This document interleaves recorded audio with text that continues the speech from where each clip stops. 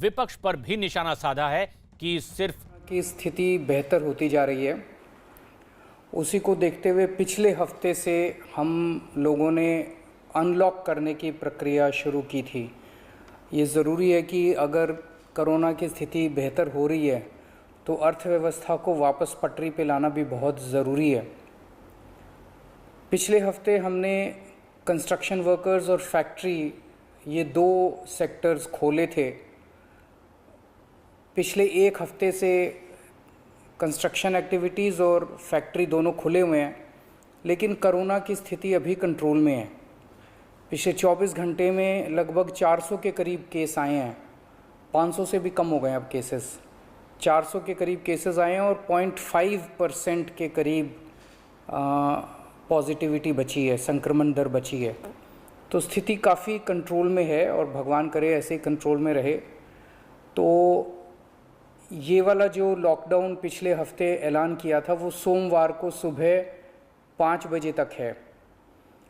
उसके आगे भी लॉकडाउन जारी रहेगा, लेकिन काफ़ी सारी और एक्टिविटीज़ में रियायत दी जा रही है, उनको खोला जा रहा है। एक तो जितने बाज़ार हैं, मॉल्स हैं, उनको खोला जा रहा है ऑड इवन के बेसिस पे कि आधी दुकानें एक दिन खुलेंगी, आधी दुकानें दूसरे दिन खुलेंगी, आधी दुकानें एक दिन, आधी दुकानें दूसरे दिन। 10 बजे से सुबह 10 बजे से शाम को 8 बजे तक दुकान नंबर के हिसाब से, ऑड इवन के हिसाब से दुकानें खोली जाएंगी।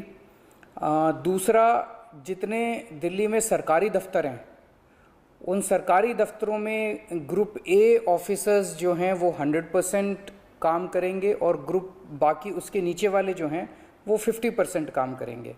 लेकिन जो एसेंशियल सर्विसेज में काम करने वाले कर्मचारी हैं वो 100% काम करेंगे और हर एचओडी डिसाइड करेगा कि किसको एसेंशियल सर्विस कहना है और किसको 50% करना है और किसको 100% करना है।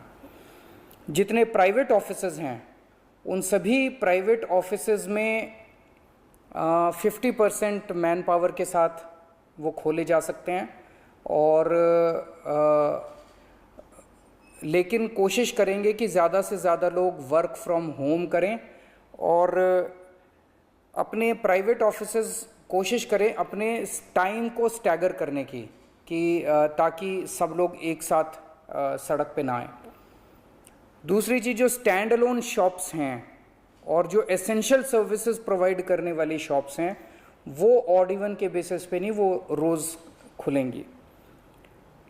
दिल्ली मेट्रो 50% कैपेसिटी के ऊपर चालू की जा रही है और ई कॉमर्स के ज़रिए जो सामान बेचने की प्रक्रिया है वो चालू रहेगी। तो मोटे मोटे तौर पे ये चीज़ों की रियायत दी जा रही है और मैं उम्मीद करता हूँ इसके बाद देखेंगे कि आने वाले हफ्ते के अंदर भी कोरोना की स्थिति अगर काबू में रही तो और कई सारी एक्टिविटीज़ को फिर उसके अगले हफ्ते खोलेंगे। थर्ड वेव कहा जा रहा है, एक्सपर्ट्स कह रहे हैं कि थर्ड वेव आएगी। कब आएगी, कितनी भयावह होगी, इसके बारे में किसी को कोई जानकारी नहीं है।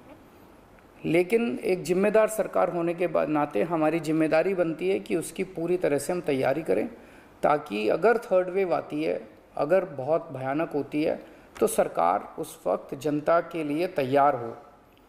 इसकी तैयारियां पूरे ज़ोर शोर से दिल्ली सरकार के अंदर चल रही हैं और कल लगभग 6 घंटे तक मैंने 2 अलग अलग मीटिंग ली,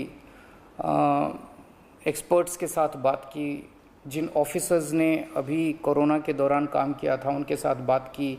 हमने 2 कमिटीज़ बनाई हैं, उन दोनों कमिटीज़ के साथ मैंने बहुत डिटेल में चर्चा की।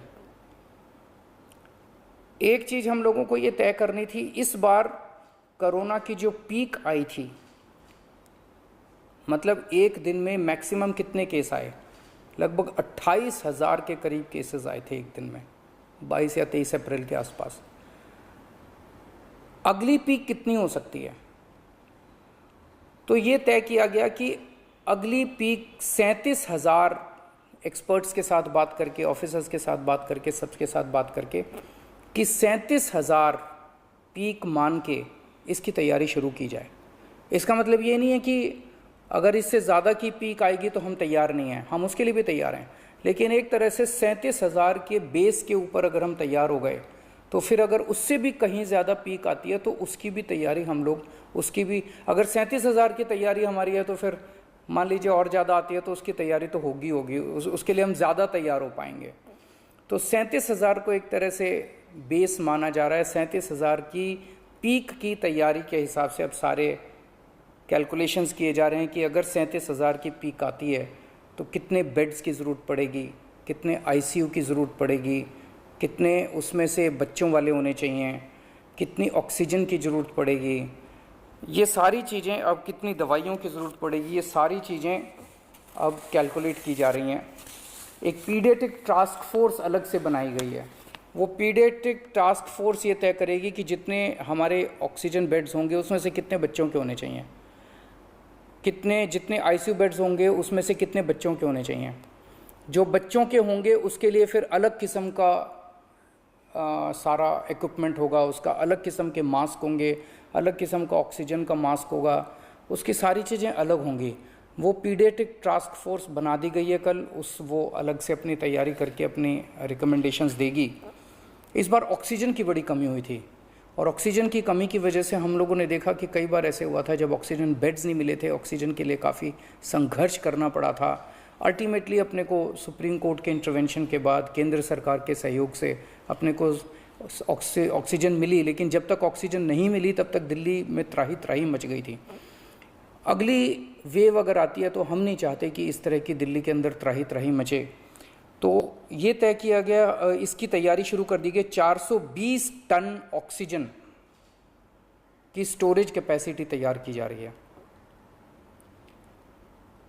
इंद्रप्रस्थ गैस लिमिटेड से बात की गई है और उन्हें 150 टन ऑक्सीजन प्रोडक्शन का प्लांट, 420 टन ऑक्सीजन तो स्टोरेज कैपेसिटी क्रिएट की जा रही है और 150 टन ऑक्सीजन प्रोडक्शन करने के लिए उनको प्लांट लगाने के लिए कहा गया है। उन्होंने कहा 18 महीने लगेंगे, लेकिन जो भी है शुरुआत कहीं ना कहीं तो अपने को करनी पड़ेगी। इसके अलावा इस बार सबसे बड़ी दिक्कत आई थी टैंकरों की। ऑक्सीजन के टैंकर नहीं थे दिल्ली में, दिल्ली इंडस्ट्रियल स्टेट नहीं है, इसीलिए अपने पास ऑक्सीजन टैंकर है ही नहीं दिल्ली में। तो 25 ऑक्सीजन टैंकर्स खरीदे जा रहे हैं ताकि अगर इस तरह की दिक्कत आए ऑक्सीजन की तो हमारे पास अपने टैंकर होने चाहिए। 64 छोटे छोटे ऑक्सीजन के प्लांट्स लगाए जा रहे हैं, वो ऑलरेडी लग रहे हैं और हमें उम्मीद है कि अगले कुछ हफ्तों के अंदर, 1-2 महीने के अंदर ये 64 ऑक्सीजन प्लांट्स लग के तैयार हो जाएंगे। अब ये जो हमने डिसाइड किया कि 37,000 केसेस की पीक के हिसाब से हम काम करेंगे, तो उसके हिसाब से तय किया जाएगा कि कितने ऑक्सीजन बेड्स की ज़रूरत होगी, कितने आईसीयू बेड्स की ज़रूरत होगी। उसके हिसाब से फिर तय किया जाएगा कि कितने ऑक्सीजन सिलेंडर्स की ज़रूरत होगी। जैसे अभी थोड़े दिन पहले हमने 6,000 सिलेंडर चाइना से इंपोर्ट किए थे, तो और कितने ऑक्सीजन सिलेंडर्स की ज़रूरत होगी और कितने ऑक्सीजन कॉन्सेंट्रेटर्स की ज़रूरत होगी। अगले आने वाले 1-2 महीने के अंदर ढेर सारे ऑक्सीजन कॉन्सेंट्रेटर्स दिल्ली सरकार खरीदने जा रही है। दवाइयों को लेके 2 अहम निर्णय किए गए। एक तो ये कि इस वेव में ये देखा गया कि व्हाट्सएप खूब तेज़ी से, व्हाट्सएप के ऊपर दवाइयाँ खूब तेज़ी से प्रिस्क्राइब की जा रही थी और उसके ऊपर मतलब बात फैल जाए कि ये दवाई बड़ी अच्छी है, तो पूरे समाज के अंदर, पूरे शहर के अंदर, पूरे देश के अंदर उस दवाई की अफरा तफरी मच जाती है। तो एक डॉक्टर्स की और एक्सपर्ट्स की टीम बनाई जाएगी। अगर किसी दवाई की डिमांड होती है तो वो डॉक्टर्स एग्जामिन करके बताएं कि इस दवाई से कोरोना में फ़ायदा होगा कि नहीं होगा। अगर डॉक्टर कहते हैं होगा तो सरकार उस दवाई को मुहैया कराने की कोशिश करेगी, और डॉक्टर अगर कहते हैं कि ये दवाई बिल्कुल बेकार है, इससे कोरोना में कोई फ़ायदा नहीं होगा और लोग इसके पीछे भागना बंद करें, तो जनता को उसके बारे में जागरूक किया जाएगा कि इस दवाई के पीछे भागना बंद कीजिए। एक ये।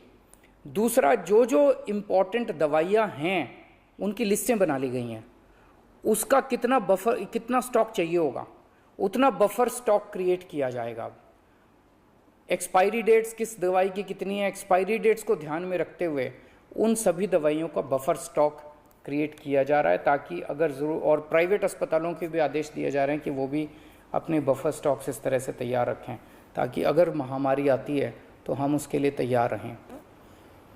इसके अलावा 2 जीनोम सीक्वेंसिंग लैब्स बनाई जा रही हैं एलएनजेपी हॉस्पिटल में और आईएलबीएस में, ताकि हमें भी पता रहे कि दिल्ली के अंदर जो भी वेरिएंट आ रहा है वो वेरिएंट कौन सा वेरिएंट है, पुराने वाला है या कोई नया वेरिएंट आ गया है, और हमें इस बारे में क्या एहतियात बरतने की ज़रूरत है हम एक्सपर्ट से पूछ सकते हैं। तो ये बहुत सारी चीज़ें कल चर्चा हुई, ये कुछ चीज़ें मैंने आपको बताई हैं और आपको यही आश्वासन देना चाहता हूँ कि आपकी सरकार पूरी तरह से 24 घंटे लगी हुई है इसमें।